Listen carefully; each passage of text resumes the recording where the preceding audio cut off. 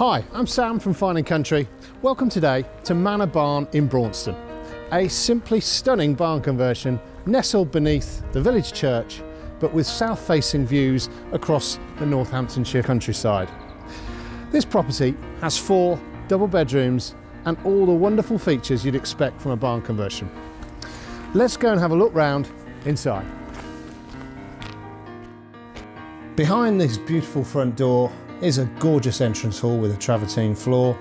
As you enter the delightful lounge area, you'll find this beautiful vaulted ceiling with exposed A-frames and windows taking in the south-facing environment. There's a beautiful fireplace, a solid wooden floor, and a small step up takes you into the delightful kitchen breakfast room with its bespoke units, granite work surface and travertine floors. It oozes class and quality.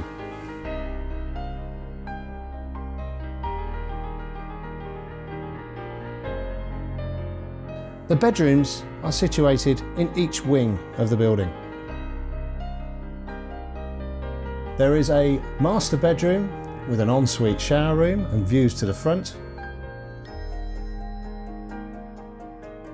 A further bedroom, again a good double size but now in use as a snug.